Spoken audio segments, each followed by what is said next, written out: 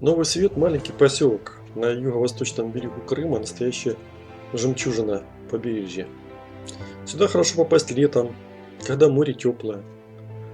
Но кроме как искупаться в море, здесь есть еще что посмотреть, где погулять. И мы сюда обычно заезжаем весной, в марте или в апреле, когда по пути в Ялту или в Симферополь можем выделить день-два для прогулки.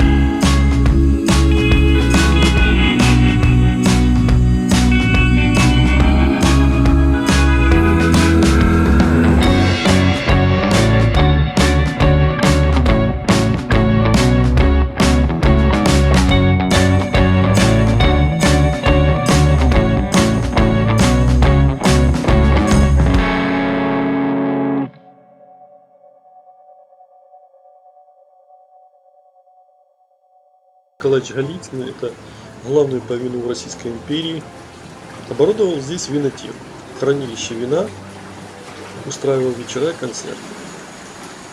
В 27 году грот на тропе Голицына пострадал от сильнейшего крымского землетрясения и была разрушена тропа. Потом ее восстановили лишь в 80-е годы прошлого века. До 93 года вот этот черный проем был закрыт каменной стеной. Но сильный шторм, который был зимой этого года, эту стену разбил, и теперь сейчас в крепкий шторм волны могут беспрепятственно проникать внутрь грота, вот в это помещение. Хотя, судя по слою многолетней пыли, вода здесь бывает нечасто. По легенде, название поселка Новый Свет родилось именно в этом гроте. Князь Голицын принимал здесь летом 1912 года царскую семью. После бокала шампанского царь-батюшка воскликнул: «Я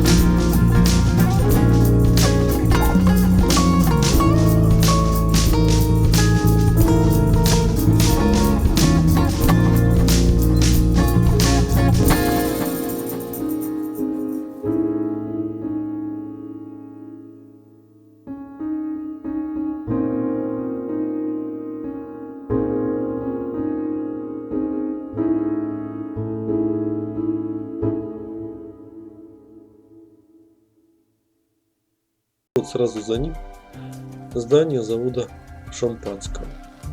А усадьба князя Голицына где-то вот здесь. На этом все.